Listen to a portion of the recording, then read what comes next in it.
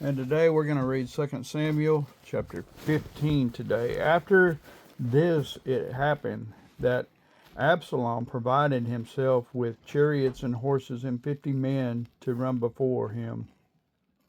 Now Absalom would rise early and stand beside the way to the gate.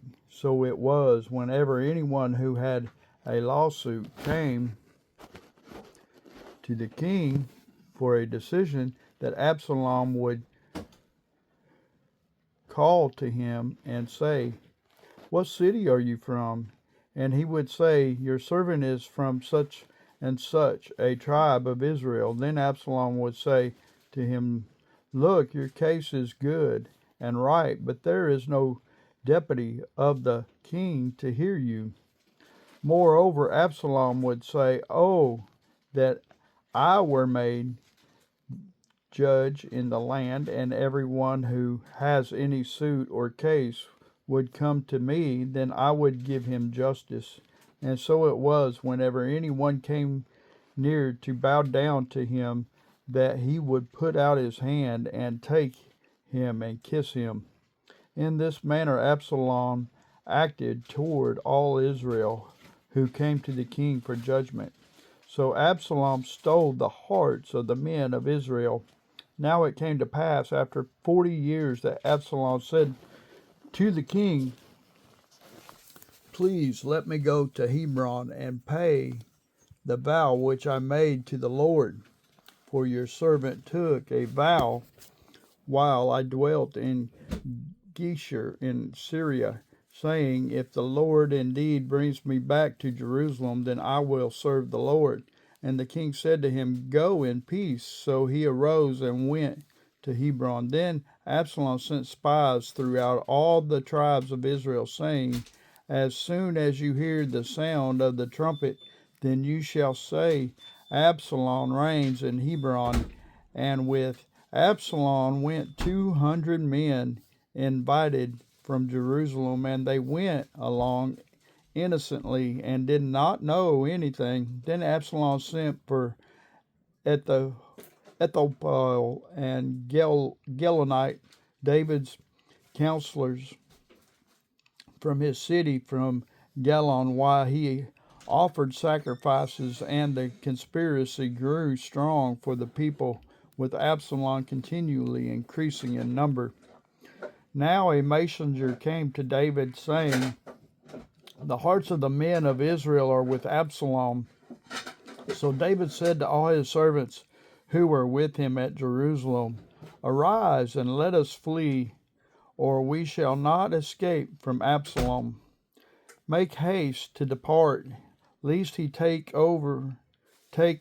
us suddenly and bring disaster upon us, and strike the city with the edge of the sword." And the king's servants said to the king, "We are your servants, ready to do whatever my lord the king commands." Then the king went out with all his household after him, but the king left 10 women, concubines, to keep the house. And the king went out with all the people after him, and stopped at the outskirts. Then all his servants passed before him, and all the Cherethites and the Pelahites and the Gittites, 600 men who had followed him from Gath, passed before the king.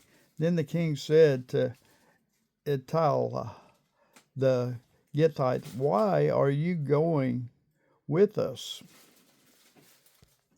Return and remain with the king, for you are a foreigner and also an exile from your own place. In fact, you came only yesterday.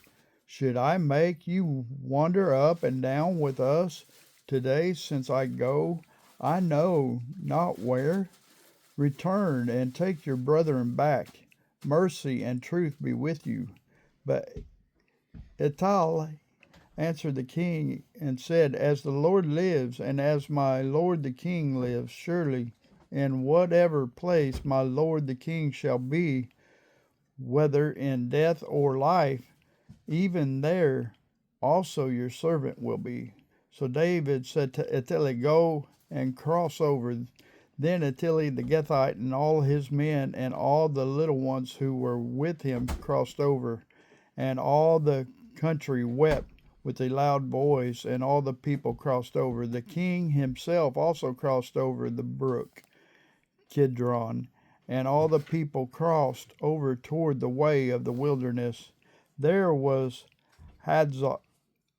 Zadok also, and all the Levites with him, bearing the ark of the covenant of God. And they set down the ark of God, and Abiathar went up until all the people had finished crossing over from the city. Then the king said to Zadok, carry the ark of God back into the city.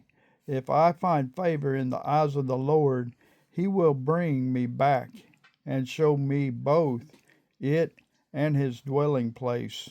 But if he says, thus, I have no delight in you, here I am.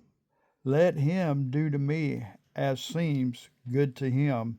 The king also said to Zadok the priest, you are not a seer. Return to the city in peace, and your two sons with you, Ahisamaz and your son, and Jonathan the son of Abiathar. See, I will wait in the plains of the wilderness until word comes from you to inform me. Therefore Zadok and Abiathar carried the ark of God back to Jerusalem, and they remained there. David went up by the ascent of the Mount of Olives, and wept as he went up. He had his head covered and went barefoot, and all the people who were with him covered their heads and went up weeping as they went up. Then someone told David, saying, Ahithophel is among the conspirators of Absalom. And David said, O Lord, I pray, turn the counsel of Ahithophel into foolishness. Now it happened, when David had come to the top of the mountain where he worshipped God, there was Hushai the Archite coming to meet him with his robe torn and dust on his head. David said to him, if you go with me, then you will become a burden to me. But if you remain to the city and say to Absalom, I will be your servant, O king, as I was your father's servant previously, so I will now also be your servant, then you may defeat the counsel of Ahithophel for me. And do not have Zadok or Abiathar the priest with you there. Therefore it will be that whatever you hear from the king's house you shall tell to Zadok and Abiathar the priest. Indeed, they have there with them their two sons, Amaziah and Zadok's son, and Jonathan, Abiathar's son, and by them you shall send me everything you hear. So Hushai, David's friend, went into the city, and Absalom came into Jerusalem.